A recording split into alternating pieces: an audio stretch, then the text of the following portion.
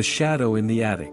I've always been fascinated by old things, the history they hold, the stories they could tell, if only they could speak. So, when my grandparents passed away and left me their antique-filled house, I was thrilled. It was like inheriting a piece of the past, a time capsule waiting to be explored. The house was located in a sleepy town where nothing much ever happened, or so I thought.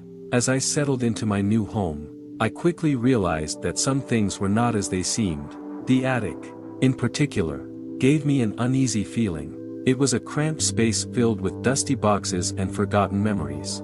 But it was the shadow in the corner that really caught my attention. It was subtle, almost imperceptible at first, but as the days went by, it seemed to grow bolder, darker.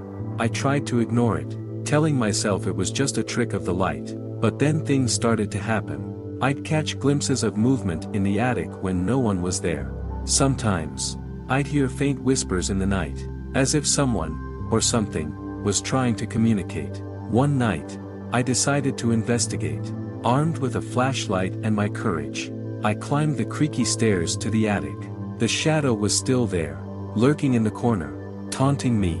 I took a step forward, and that's when I saw it. A face, pale and gaunt, with sunken eyes that seemed to stare into my soul.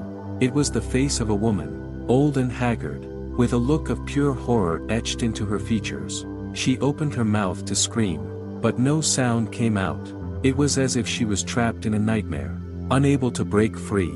I stumbled backward, my heart pounding in my chest. The face vanished, and the shadow retreated into the corner.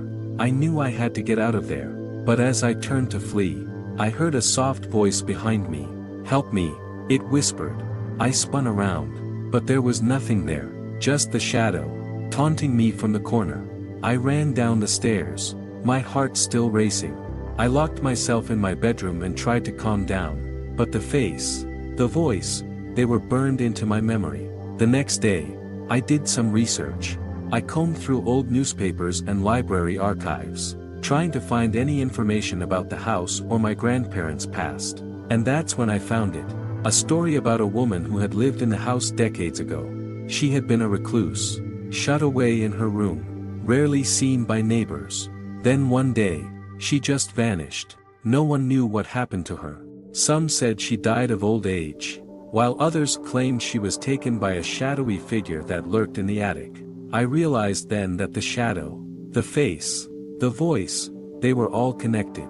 Somehow, this woman's spirit was still trapped in the house, unable to rest, and she was reaching out to me, pleading for help. I decided to help her. I knew it would be dangerous, but I couldn't just ignore her cries for help. So, I gathered my courage and climbed back up to the attic. The shadow was waiting for me. This time, I was ready. I shone my flashlight directly at it and called out to the woman. "I'm here to help you," I said.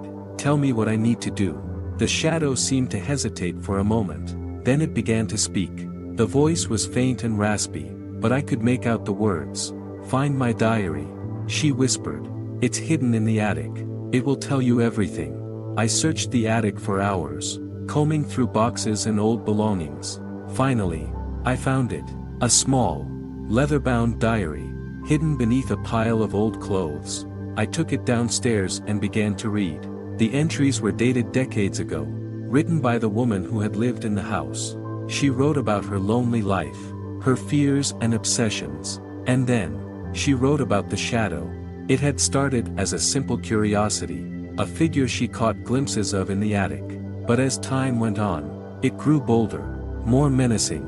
It started to haunt her, tormenting her with nightmares and whispers. She wrote about feeling trapped, like she was being watched and waited for.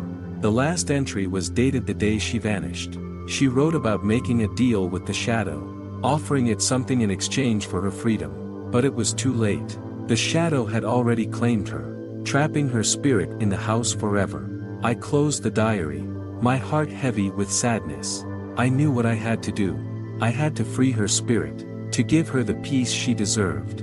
I gathered some supplies, a candle, some matches, and a small statue of a protective spirit. I climbed back up to the attic and found the shadow waiting for me. "I'm ready," I said. "Let's end this." I lit the candle and placed it on the floor. Then I held up the statue and began to chant, calling upon the powers of protection and light. The shadow seemed to grow agitated, swirling and contorting in the corner. But I kept chanting, focusing my energy on the task. Suddenly, there was a flash of light. The shadow screamed, a high-pitched wail that echoed through the attic. Then it was gone, vanished into the ether. I felt a sense of relief wash over me. It was done. The woman's spirit was finally free. I went downstairs and sat in my grandparents' old rocking chair. As I rocked gently, I felt a presence behind me. I turned around, expecting to see the shadow again. But instead, I saw her, the woman from the attic. But this time, she looked peaceful. Her face was no longer gaunt and haggard.